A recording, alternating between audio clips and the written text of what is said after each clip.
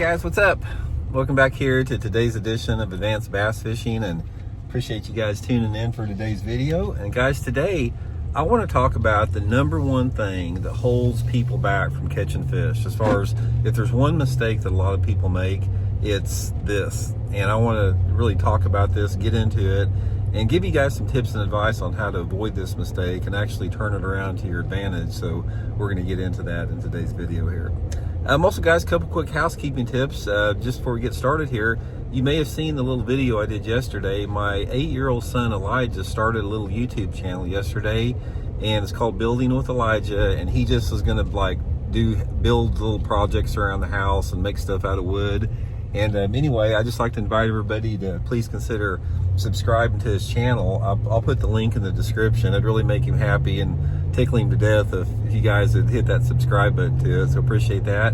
Also guys, just real quick guys, still got the end of summer sale going on my Solar Bat Series signature glasses, my RB3s and RB2s. You can get them right now at 30% off, including a free hard case from Solar Bat if you order a pair now, and free shipping and handling also if you use the promo code RandyB with a capital R, capital B. So I'll put the link in the description of this video if you guys would like to get you a pair, and really appreciate that. And also guys, anyone interested in booking an on-the-water lesson with me, just go to my Facebook page, Randy Blaukat Professional Angler, for details. So thank you for putting up with the plugs there, really appreciate that.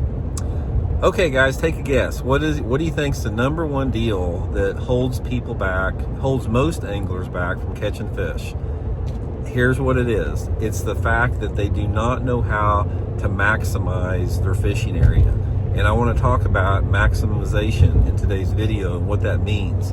Okay, now what I mean by this is, like, once you have found a place that has some bass on it, and once in order for this to work, you got to be getting a couple bites. You got to know there's some bass there.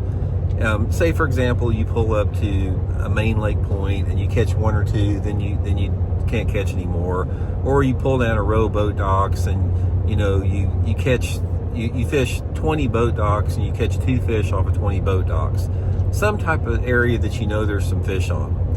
Maximizing the area that you have is determining how to catch every fish there, and that has to do with your lure selection, how you actually work your lure. It has to do with boat positioning. It has to do with a wide range of things. But I want to give you guys some tips and advice on how to catch every fish out of every place you stop fishing there.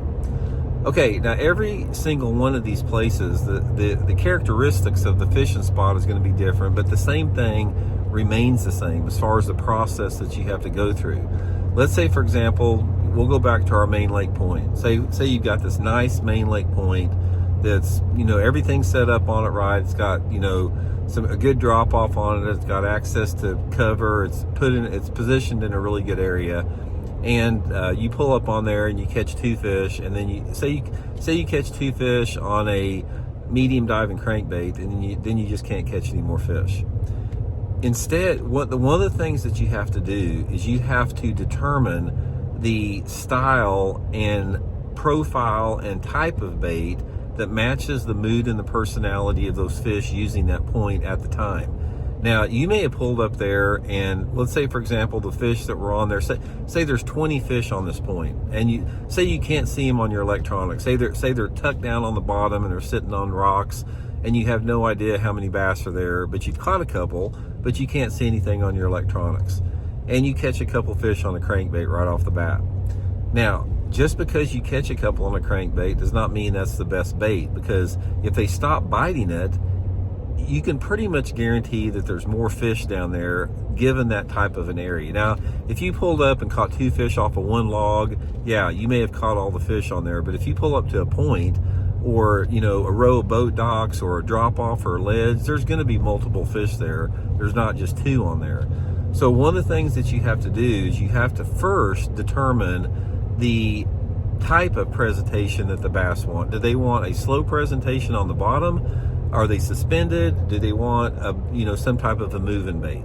Now that, there's factors like the weather conditions that attribute to that, because conditions like wind and cloud winds and clouds and that type of stuff can make them a little bit more aggressive and chase, but you can't go by that all the time. You can't let the weather pattern that you're fishing that day completely color your or give you some type of a bias on the technique. You have to let the bass tell you what they want. So let's say, for example, I'll give you how I do it. I pull up to this point and say I catch a couple 2.5 pound bass on a medium diving crankbait on this point. The next thing that I'm going to do with that is I'm going to change up my crankbait color and see if that makes a difference. I'm not going to leave the point. I'm going to stay on that point. I may, go to a different color, try a couple casts with it, and if nothing on the crankbait, then I'm going to pick up some type of a different lure category. If the bass are aggressive enough to hit a crankbait, I know there's fish down there, so the next thing I want to do is I want to see if they bite a slow bait. So I'll pick up my shaky head and I'll throw that shaky head out there, and let's say I catch 1 or 2 bass on the shaky head. Say I've got a shaky head with a 6-inch trick worm on it, a 6-inch green pumpkin trick worm on it, and I catch a bass or 2, and then I don't catch anything else on it.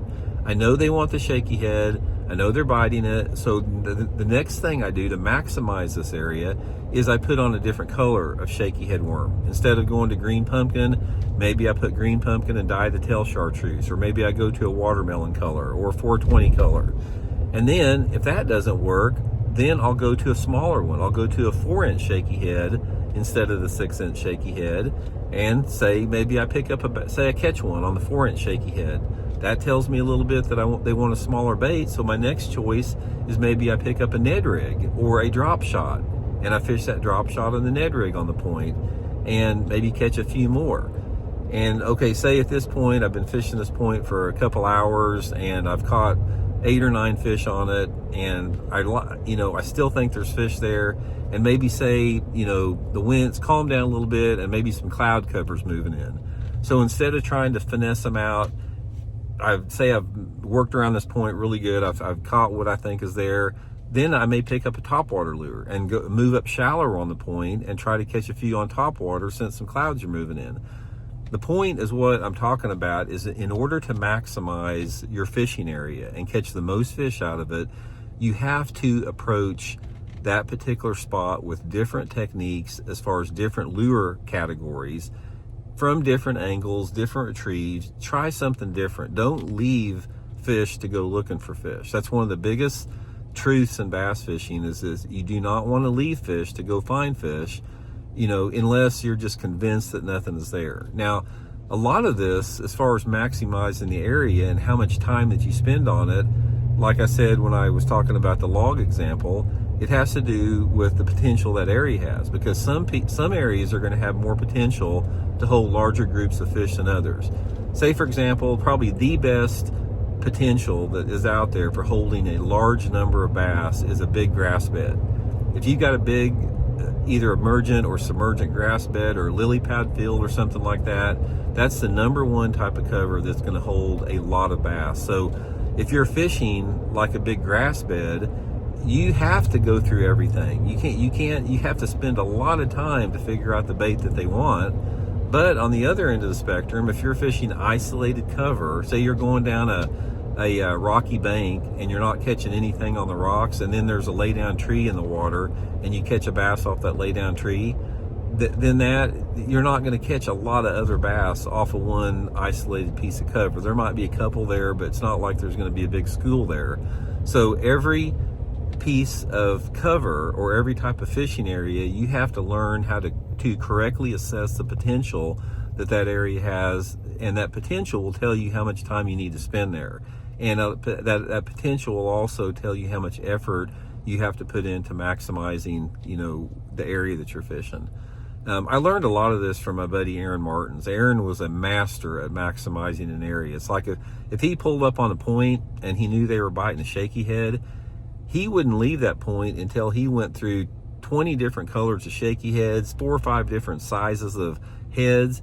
If he was using 6-pound test line, he'd go down to 4-pound test line. He'd do everything he could to catch every bass off of that point. So that's just something that's good for everybody to remember on that. But anyway, guys, just try some of those tips. I think it's going to help you catch more fish and get the most out of your areas, and hope it works out. We'll talk later.